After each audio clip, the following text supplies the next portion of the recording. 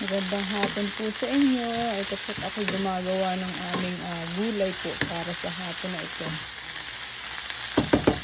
Lalagay po natin yung the rest ng repolyo.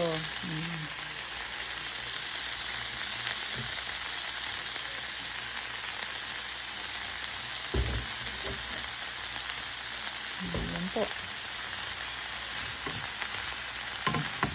Gulay-gulay lamang po.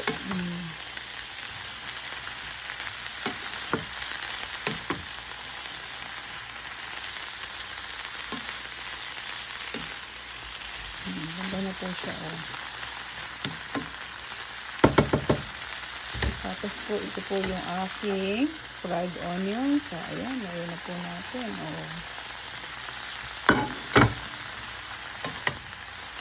Kailangan po mabilis ang luto para hindi siya tawag dito, malusak yung gulay. Kailangan crunchy pa rin siya.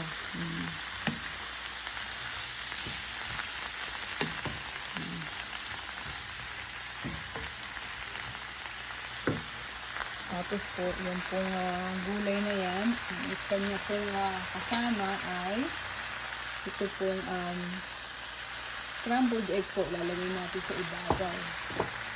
Tapos po, meron po ako dito pinaksiw na manok. Ayan po.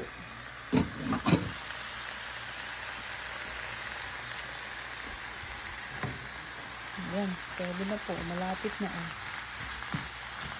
Kung lamang po ito, margarine po, at saka butter, at saka po yung tawag dito, yung kaunting olive oil. Ayan. Tapos po, lagyan na po ng mga pampalasa. Di okay na po yan.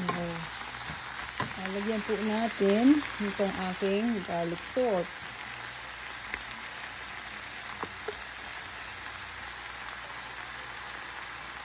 Luto na po. Ang ganda po ng kulay.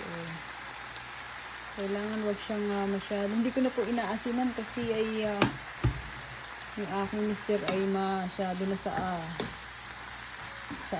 asin. Ayan po. Ayan, luto na po. Ready na po yan. Ready to rock and roll. Tayo na po natin. Ito na. Okay po, kain po tayo.